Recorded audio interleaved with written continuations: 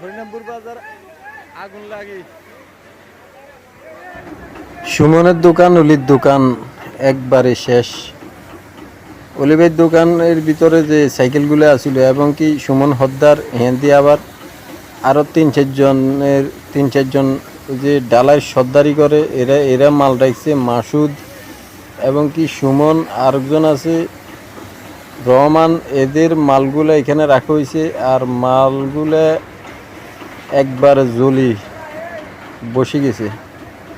এবং কি এই যে সুমনের দোকান আগে যেটা লুৎফুরে ভাই করতো, মাসুদ ভাই আগে যেটা মাসুদ ভাই করতো, এটা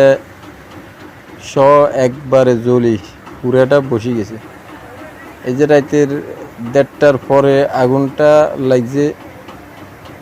তো আমরা যাইতে যাইতে দেখি যে একবারে জ্বলি বই গেছে। ফায়ার সার্ভিস আসছে, ফায়ার সার্ভিস এসে কাজ করতেছে। ফায়ার সার্ভিসের টিমের সাথে আমাদের হরিনামপুরের আশপাশে যারা আছিল 5 নং ওয়ার্ডের, এই যে 5 নং ওয়ার্ডের সেক্রেটারি সাহেবও আছে, ইনু ভাই, এবং কি আমাদের এখানে আকবর আছে। এখানে অনেক লোক জড়ো হয়েছে।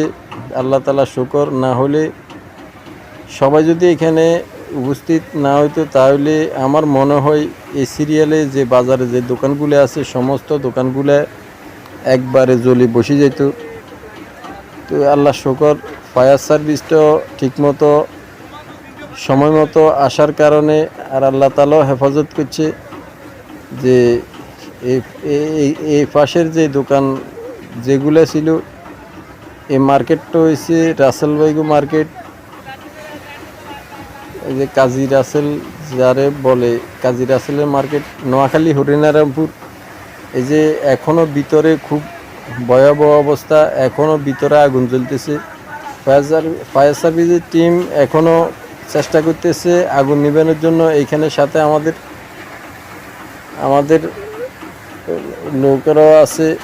এরা এই যে আকবর এবং কি অনেক ছেলেপেলে এখানে ফায়ার সার্ভিসের সাথে সহযোগিতা করতেছে, মালগুলো এদিক থেকে এদিক সরিয়ে দিতেছে।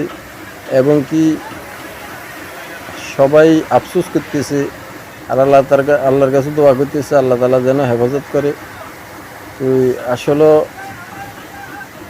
কিসের থেকে আগুনটা লাগছে এটা এখনো বলা যাইতেছে না।